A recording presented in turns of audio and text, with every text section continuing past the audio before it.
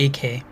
हमारे वैदिक रचनाओं के आधार पर हम भारतीय हमारे प्राचीन इतिहास को बड़ी गौरवता से विश्व के सामने प्रदर्शित करते हैं। लेकिन हमारी वैदिक संस्कृति से भी पहले हमारी भारत भूमि पर एक विकसित सभ्यता वास करती थी, जो अपने समय काल की विश्व की सबसे उन्नत और विस्तृत सभ्यता थी, जो भारतीय उपमहाद्वीप पर आर्यों के आगमन से पहले एक विकसित समाज का निर्माण कर चुकी थी, जिनके नगर विश्व के सबसे उत्कृष्ट रचनाबद्ध तरीके से बनाए नगर थे।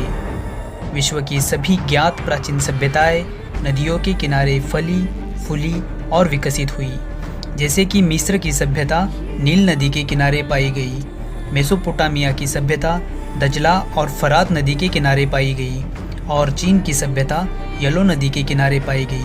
वैसे ही भारतीय सभ्यता सिंधु नदी के किनारे पाई गई, इसलिए इसे सिंधु सभ्यता अथवा सिंधु घाटी सभ्यता के नाम से जाना जाता है।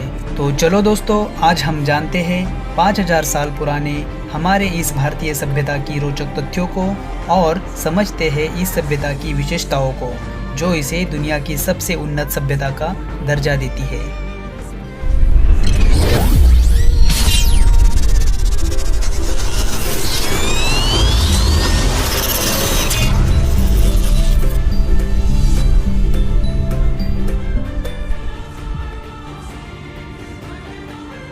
दोस्तों, सन 1826 में सर चार्ल्स मैसन नाम के एक अंग्रेज शख्स भारत के उत्तर पश्चिमी पंजाब क्षेत्र का दौरा कर रहे थे, जो कि आज के पाकिस्तान का पंजाब प्रांत है।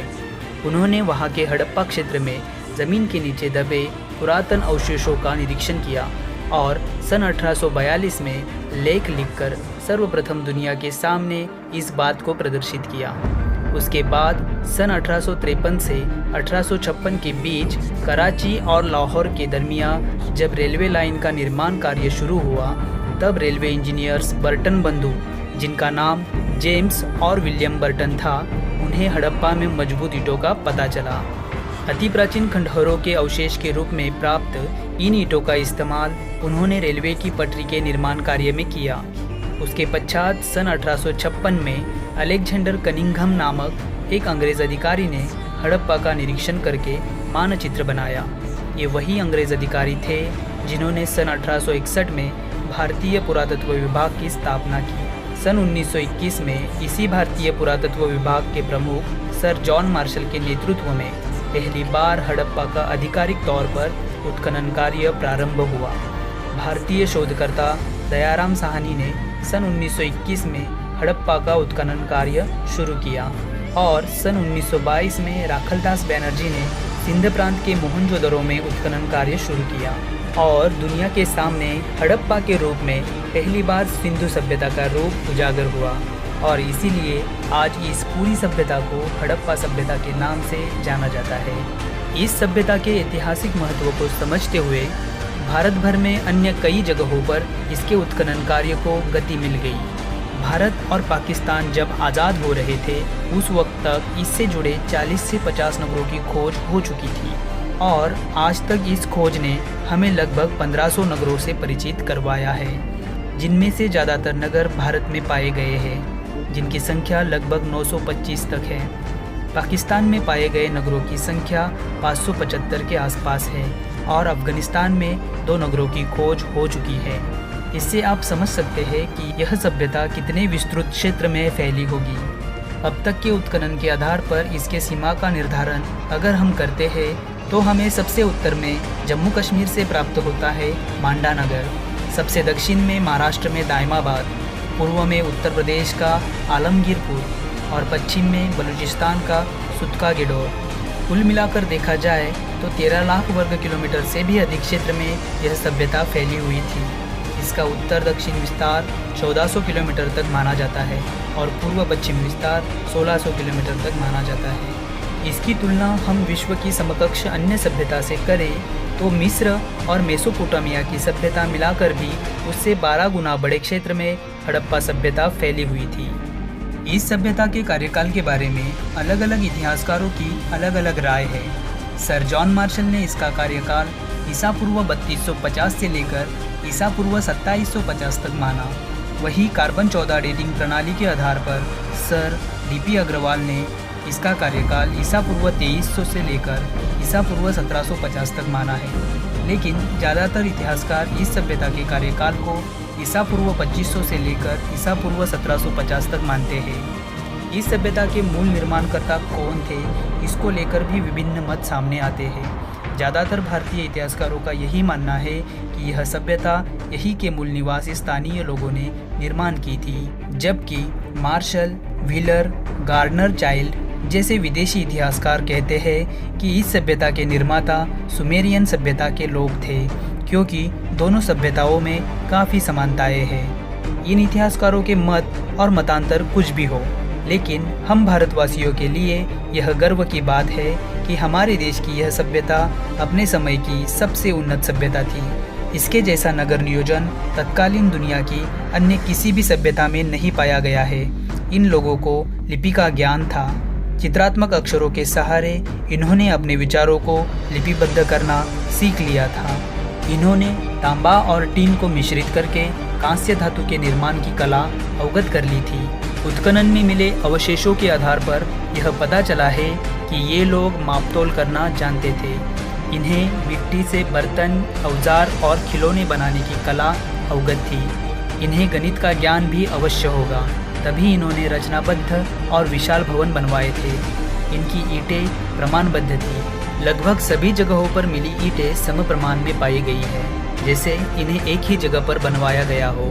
पाकिस्तान के सिंध प्रांत में मिला मोहनजोदड़ो नगर इस सभ्यता का सबसे बड़ा और सुनियोजित रचनाबद्ध नगर है, इसलिए इसे हड़प्पा सभ्यता की राजधानी के रूप में भी देखा जाता है।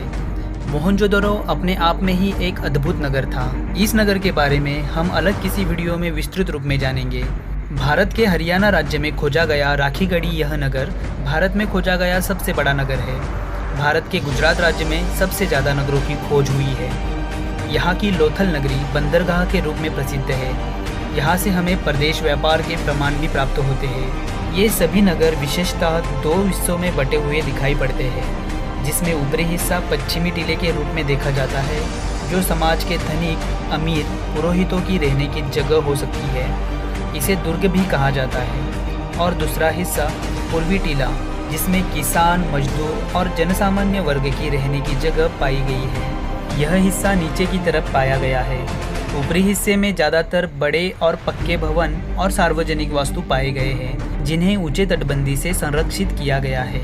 इसकी तुलना में निचले हिस्से में छोटे और कच्चे ईंटों से बने मकान दिखाई पड़ते हैं, जो तटबंदी से संरक्षित भी नहीं है। इन सभी नगरों में एकमात्र नगर ऐसा पाया गया है जो दो की जगहों पर 3 हिस्सों में विभाजित है। इसका नाम धौलावीरा है, जो गुजरात राज्य में स्थित है। इसमें मिला तीसरा हिस्सा पूर्वी और पश्चिमी टीले के बीच में स्थित है, जो मध्यमा के नाम से जाना जाता है। यह व्यापारी वर्ग के लिए बनाया गया क्षेत्र मालूम पड़ता है। हड़प्पा सभ्यता के नगरीय रास्ते विशेष रूप से प्रशंसनीय है, क्योंकि वे नियोजनबद्ध तरीके से एक दूसरे से समकोण में काटते हैं। रास्तों की इस पद्धति को ग्रिड पद्धति कहा जाता है। मुख्य रास्ता 10 मीटर तक चौड़ा पाया गया है और उससे मिलने वाले अन्य रास्ते 3 से 4 मीटर तक चौड़े पाए गए हैं। सभी के घरों के दरवाजे मुख्य रास्ते की तरफ न खुलते हुए गली में खुलते दिखाई पड़ते हैं। हर घर में कुआं, स्वच्छता गृह और जल निकासी के लिए नालियाँ मिलती है, जो मुख्य नाली से जुड़कर खराब पानी को शहर से बाहर ले जाती है। यह सभी नालियाँ ऊपर से ढकी हुई दिखाई पड़ती है। गुजरात के धौलावीरा नगर में लकड़ी की बेहतरीन नालियाँ पाई गई है, जो आज भी सुस्थिति में दिखाई देती है। यह सभ्यता विशेष रूप से अपने सामूहिक स्नानगृह, सभागृह, विशाल अन्न भंडार और गोदामों के लिए प्रशंसनीय मानी जाती है।